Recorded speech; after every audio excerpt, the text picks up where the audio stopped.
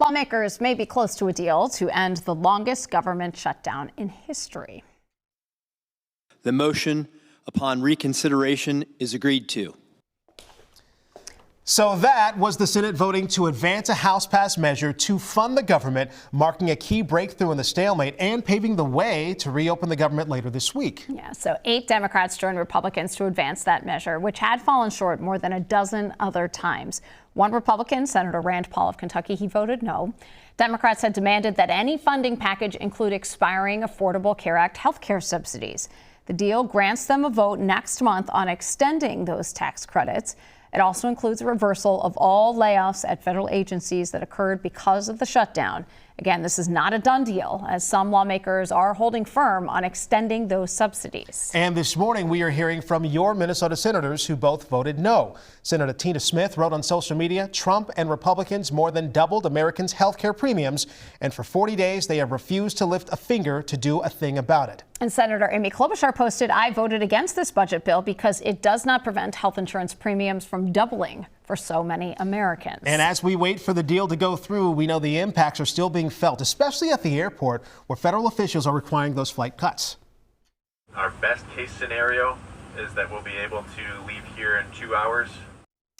So that there is video from Sunday morning showing the moment that a Delta Airlines pilot told passengers at MSP that they would be deboarding because of staffing shortages at their destination. Over the weekend, more than 100 flights were canceled at MSP. Shayla Reeves joins us now at MSP with an update on travel. Shayla, how are things looking right now? How many flight cancellations are we looking at?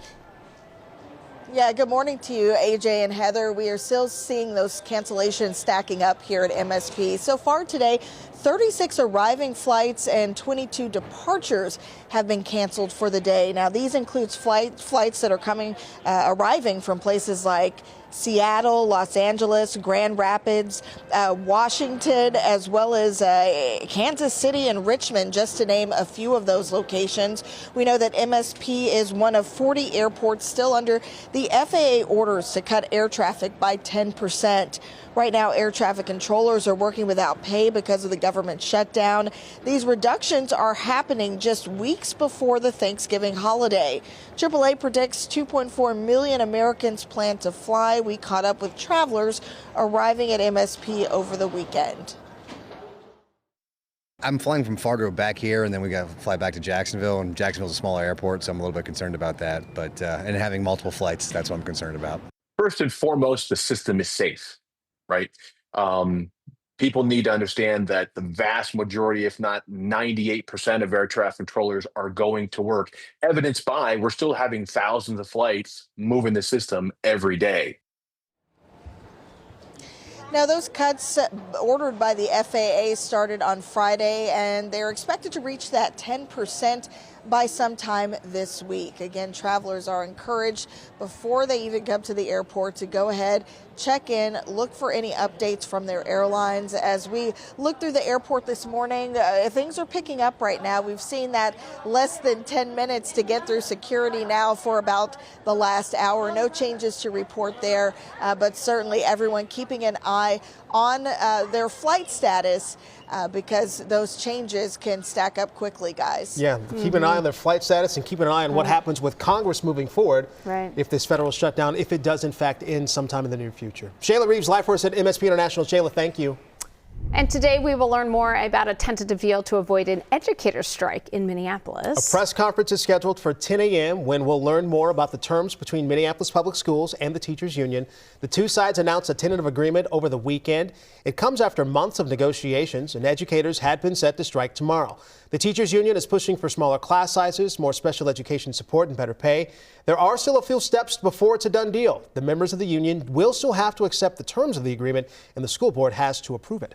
New this morning, a Minneapolis police squad car was damaged on Sunday after another car rear-ended it. Minneapolis police say the 5th Precinct officers were making a traffic stop. This is about 8:45 when someone hit the squad car. This is in South Minneapolis, right near Franklin and Harriet Avenues. Now, everyone is okay, but police do suspect that the person was driving under the influence, and they have been booked for drunk driving.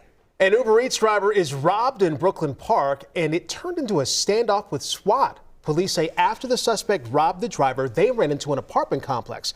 Well, SWAT responded, and apartment residents at West Apartments were evacuated as a precaution. Brooklyn Park police tell us an adult woman and a juvenile boy were eventually detained.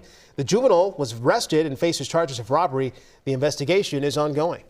A man convicted of murdering the mother of his children will stay in prison. This is after the state rejected his appeal. Adam Fravel was sentenced to life in prison without parole for the murder of Madeline Kingsbury. Now, she went missing from Winona in 2023, and after months of searching, her body was found in a culvert that was covered by brush and logs. She left behind 2 young children. Fravel's attorneys attempted to appeal the conviction, citing hearsay testimony. The state had decided that there was still enough evidence against Fravel, and the conviction stands. Today marks nearly 50 years since one of the most well-known shipwrecks in American history. Yeah, the gales of November came early in 1975, sealing the fate of the Edmund Fitzgerald. That ship sank to the bottom of Lake Superior. It took all 29 of her crew with it. The Fitzgerald story lives on through the popular Gordon Lightfoot song. And now a Duluth News-Tribune reporter has started a new podcast to talk about that fateful trip. The more you learn about the story, the more you're drawn in. And of course, there's a mystery at the center of the story that perhaps can never be solved. The mystery, of course, being how water got in, sending the ship quickly to the bottom of the lake. To listen to that new podcast, you can search 50 Years Below wherever you get your podcast. And to honor the 29 Lives Lost, Split Rock Lighthouse will host its annual memorial beacon lighting today. This is a live look at that landmark this morning. The sun is starting to come up. You can see the outline of the lighthouse there. A brief ceremony starts at 4 p.m. That's when the names of the crew members will be read aloud to the tolling of the ship's bell before the lighthouse is lit. This is one of the few times a year the light goes on. If you can't make it to the ceremony, it'll be live streamed on the Minnesota Historical Society's website. New and developing this morning, a Justice Department official says that President Trump is pardoning several leaders who are accused of backing the Republicans' efforts to overturn the 2020 election. A Justice Department spokesperson says that he has given them, quote, full, complete, and unconditional pardons from federal charges. So that would include lawyers Rudy Giuliani and Sidney Powell, along with his former chief of staff, Mark Meadows.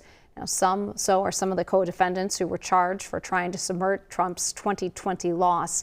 This pardon explicitly states it does not apply to President Trump himself.